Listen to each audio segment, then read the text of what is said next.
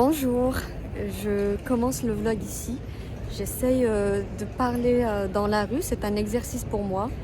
Ce vlog va commencer un jeudi, désolée, parce que en début de semaine, je n'ai pas eu le temps. J'ai couru dans tous les sens parce que j'ai eu des précommandes et je voulais les synchroniser.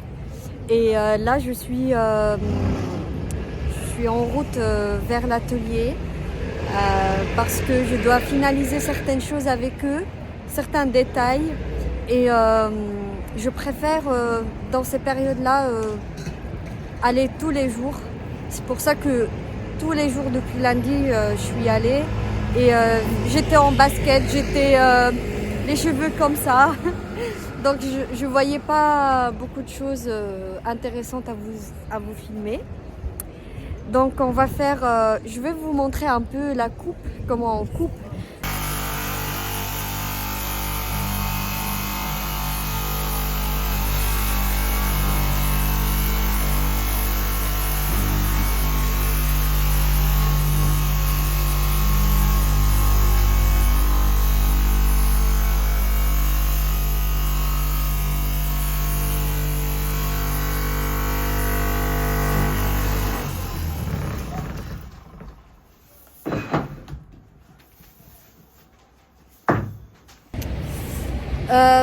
J'aimerais bien vous montrer qu'est-ce que je porte, pour vous montrer, pas pour vous montrer vraiment mes créations, mais surtout pour vous montrer quand on est un créateur de marque et en même temps on crée du contenu pour, c'est un dilemme. Pourquoi? Parce que je porte des choses pour aller faire des choses qui sont physiques, c'est-à-dire aller à l'atelier, etc.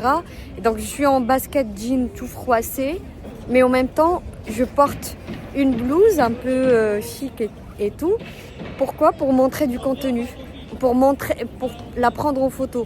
Donc le jean et la basket c'est pour l'atelier et la blouse c'est pour Instagram. Et donc on se retrouve parfois avec des tenues qui s'expliquent pas, parce que cette blouse là j'aime bien la porter beaucoup de bruit. Cette blouse là normalement je la porte avec le pantalon en lin de Moracé, mais là vous allez voir, on va pas trop voir non plus. Je vais trouver un endroit.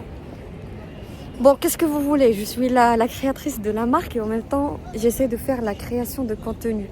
Et j'apprends avec vous. Je sais pas comment poser. Je suis encore mal à l'aise à poser mon téléphone et parler toute seule dans la rue, sachant que, et je comprends tout à fait, il y a des gens qui passent et ils me regardent et ils me disent, ils me disent rien, mais je vois dans leur regard, mais qu'est-ce qu'elle fait celle-là? Mais bon, c'est pas grave. À toutes. Je me suis posée dans un café et j'espère que vous n'allez pas entendre du bruit. Je me suis dit dans un café peut-être je vais être plus à l'aise parce que il faut que je regarde par là. Désolée, j'apprends avec vous. Donc oui, là je vais à l'atelier. Je dois vérifier certains détails de choix de boutons parce que en fait pour les précommandes. Donc oui, je voulais filmer parce que là il fait très beau à Paris et je me suis dit Ouda, tu dois apprendre à filmer ta vie parce que maintenant tu te mets sur YouTube. Donc avec le temps il ne faut pas hésiter à m'encourager ou bien limite me stresser à faire ça parce que je m'oublie. Une fois je suis dans mes tissus, à discuter avec mes ateliers, je m'oublie, j'oublie que je dois parler avec soit mes clientes, soit mes partenaires, parce que le but aussi c'est retrouver des personnes qui travaillent dans la mode, partager des conseils et recevoir aussi des conseils, parce que je me dis aussi le but c'est construire une communauté avec qui je peux partager rien que certains sentiments, parce que j'ai l'impression que quand tu es un entrepreneur dans un domaine et que tout ton entourage a un métier stable, si tu leur parles de tes galères, de certaines vérités, de ta passion, etc., ils vont bien t'écouter, mais ils vont pas avoir ce sentiment de dire « Ah, moi aussi j'ai eu ça !» Et tu sais c'est quoi la solution que j'ai trouvée? Et donc je trouve ça passionnant. D'ailleurs, je porte ma blouse, là. C'est la blouse en... Pour moi, c'est un vert, mais tout le monde autour de moi me dit que c'est un jaune. Je ne vois pas du tout de jaune dans cette couleur-là.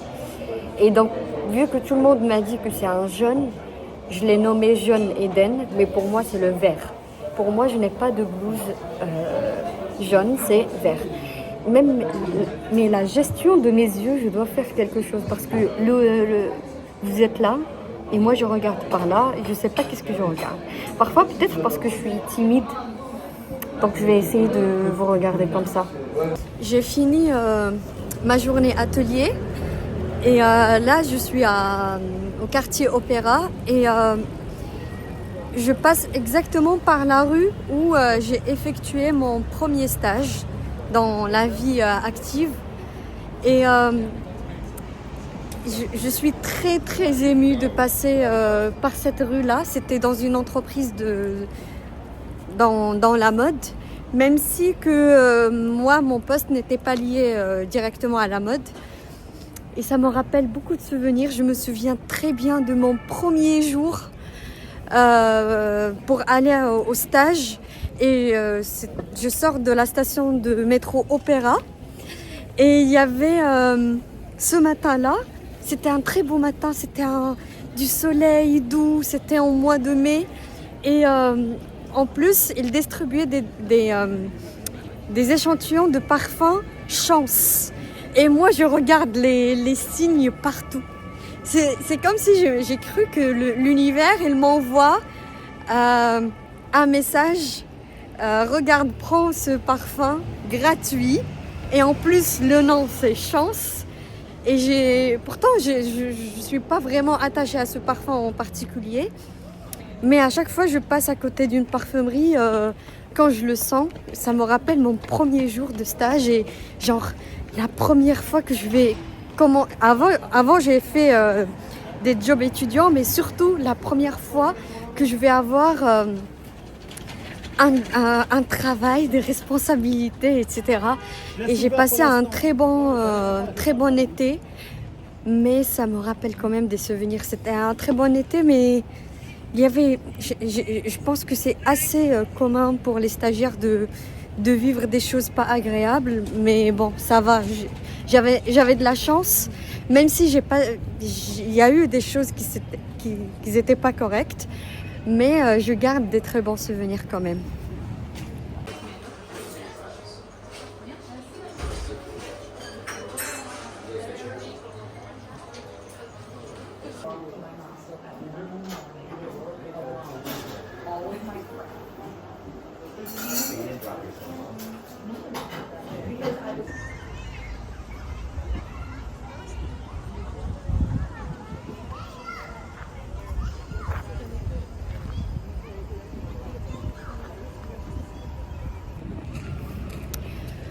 Aujourd'hui, on est vendredi. Je vais filmer jusqu'à vendredi parce que j'ai décidé que ce week-end, je ne veux pas travailler parce que c'était une semaine très très chargée. Et là, ce matin, je l'ai passé à l'atelier et j'ai marché environ 30 minutes. Et là, je suis dans le quartier Saint-Germain. Je suis posée dans un parc. Je veux prendre une pause et après je vais rentrer travailler depuis chez moi. Et je voulais vous parler un peu de quelque chose qui est arrivé en début de cette semaine. C'était mardi, je pense, je me réveille et moi j'ai deux téléphones. Un téléphone qui est dédié à Moracé, le professionnel. C'est avec lequel je vous filme pas, je filme mon vlog avec. et le personnel qui n'a rien à voir avec Morassi. Et j'ai vu ce téléphone-là et j'ai commencé à scroller sur Instagram. Et je sais pas, ce matin-là, il n'y avait que des choses négatives qui se passaient dans le monde. Ça m'a bouleversée parce que cette journée, j'avais beaucoup de travail, mais j'ai commencé avec Instagram et avec les nouvelles que j'ai vues, ça m'a pas du tout donné envie d'aller créer des robes et des vêtements, qui est mon métier et ma passion, parce que j'avais l'impression que c'était quelque chose de futile par rapport à ce qui se passe dans le monde. Et je pense que sûrement c'est une problématique que tout le monde qui travaille dans tout ce qui est, on va dire, futile et pas de première nécessité, qu'on partage, vu on n'est pas des médecins, on n'est pas des juristes pour faire des choses qui sont très essentielles pour l'être humain. Et donc quand il y a des choses qui se passent, qui sont malheureuses, que ce soit parce que quand j'ai scrollé, c'était plusieurs sujets, c'était lié à tout ce qui est humain, par rapport à l'environnement, par rapport à notre consommation, ce qu'on mange, les contaminations, tout. Et donc ça m'a perturbée. Et donc j'étais obligée d'aller travailler à l'atelier quand même. Et pour retourner travailler chez moi, j'ai pas pu. Et parce que j'avais besoin de voir la tête des gens, d'aller marcher dans la rue et voir est-ce que le monde va bien, ou j'ai l'impression, parce que j'avais l'impression ce matin-là que est-ce qu'on peut faire une pause de ce monde-là? On s'arrête 2 secondes. Et je marchais et je regardais les gens dans les terrasses. Il faisait très beau ce jour-là. Et j'avais l'impression que tout le monde rigolait parce qu'il faisait beau. Les gens, ils étaient de bonne humeur. Pour des Parisiens en plus. Et le premier effet que ça m'a fait, c'est genre, ils sont pas au courant de ce qui se passe dans le monde. Ou bien ils s'en foutent. Mais j'ai pris le temps de réfléchir et je me suis dit, bah non, c'est pas qu'ils s'en foutent, c'est juste, il y a toujours des malheurs dans le monde entier. Il faut apprendre à vivre avec, mais attention, il faut qu'on fasse progresser les choses. S'il y a un malheur qui se passe quelque part, ou bien même à côté de chez nous, il faut continuer de vivre, mais il faut se poser des questions et pour faire améliorer les choses. Et vous savez pas à quel point que si on a cette prise de conscience, notre quotidien change beaucoup.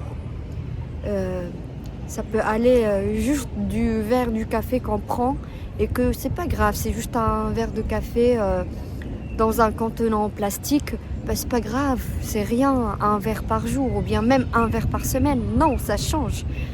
Ça change. Il y a des choses qui sont importantes. Il faut pas continuer, il faut continuer de vivre, de profiter de la vie. C'est juste, il faut se poser des questions. Et donc ça m'a permis de changer d'humeur et de temps en temps, là par exemple, je me suis arrêtée dans un parc et j'aime bien faire des pauses à contempler les gens bien vivre. Par exemple, quand je parle de gens, par exemple, c'est les enfants.